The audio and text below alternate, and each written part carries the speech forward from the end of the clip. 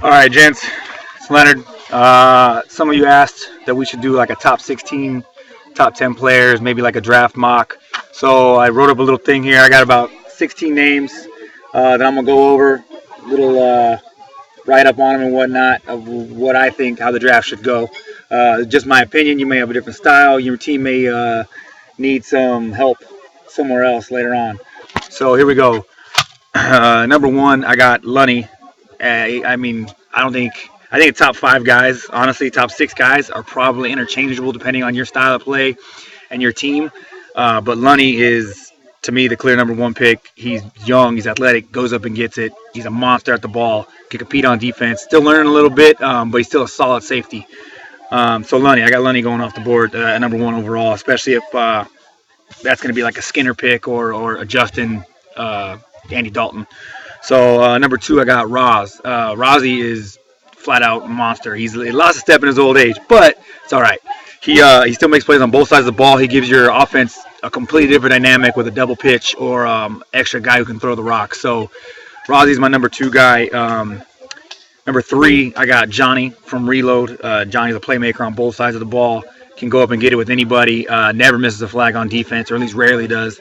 And a guy that can go both ways for you nonstop. Now, he only played in the playoffs this season. He's come a little bit off an injury, lower I think his ankle or his knee, but he's still Johnny, man. So he's still going to give you everything he's got, and it's still pretty damn good.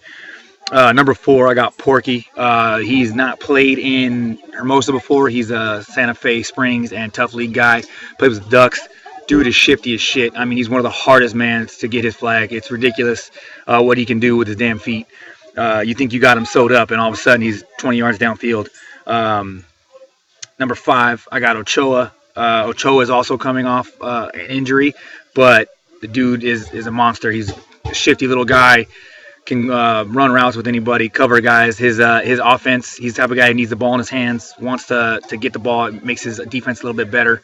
So Ochoa is that guy. So those top five guys I think are interchangeable. Ochoa definitely rounds out the top five. But Porky, Johnny, Rozzy, and Lunny, I mean, depending on who you are and who you're comfortable with, I mean, any one of those guys can be the number one pick. And I think those four are definitely going off the board first. My next five guys, at number six, I got Thomas.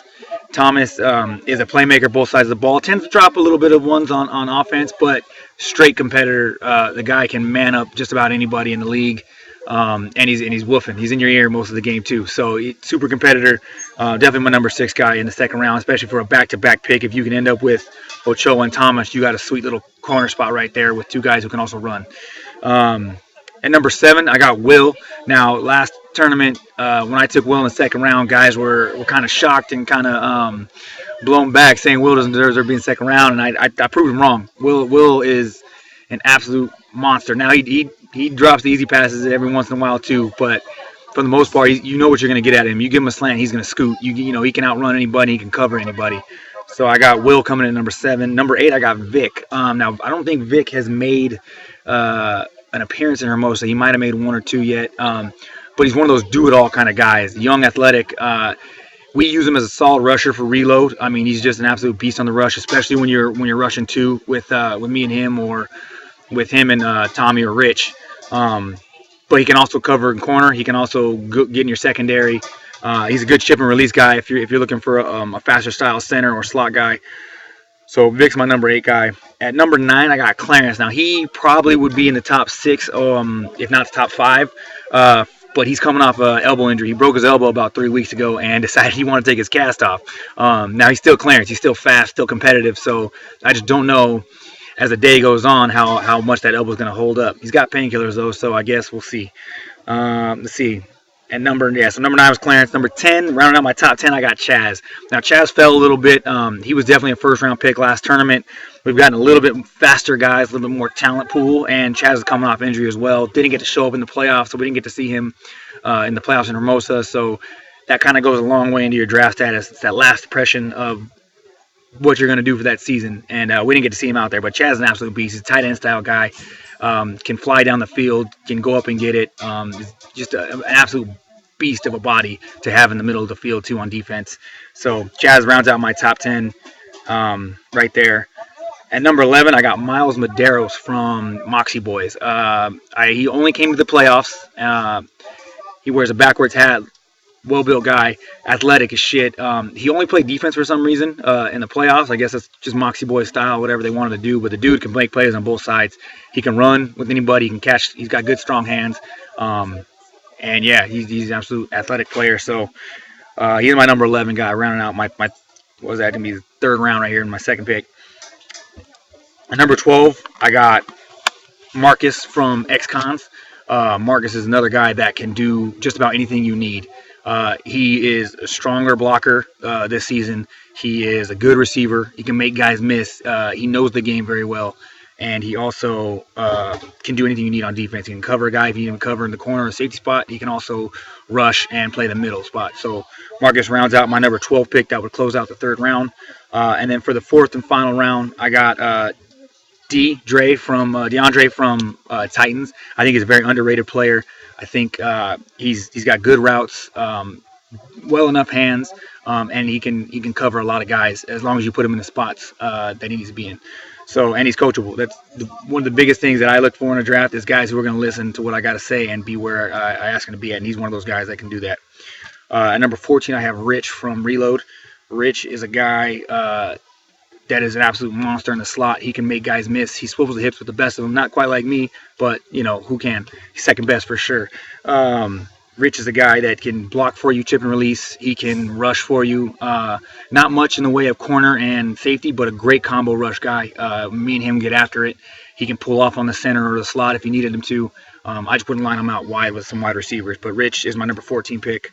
At number 15, I have Jarrell, who has played with Reload before. I got him in the miscellaneous bracket for now because he didn't play a full season with us. But Jarrell is a great safety. I mean, he gets it.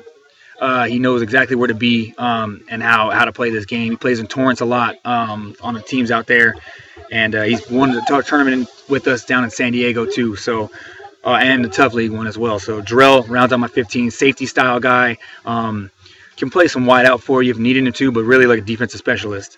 And my last pick here is number 16. I got Tyler DeStefani. I think that's how you say it.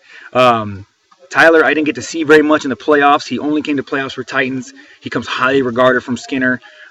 He's a beast of a body. He's got good hands. I know that.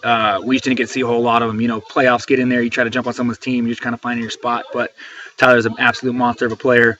And yeah, so that's my top 16. I'll send you guys a picture of all this as well, but just to go over one more time, I got Lunny, Rozzy, Johnny, Porky, Ochoa, Thomas, Will, Vic, Clarence, Chaz, Miles, Marcus, D, Rich, Terrell, and Tyler. I think those 16 guys are going to fit on any team. And I got some honorable mentions here just in case maybe you're building your team a little bit differently. I got Connor from Malloy's. He's a tight end style guy, comes highly regarded from Jasper. I think he's played a couple weeks out there.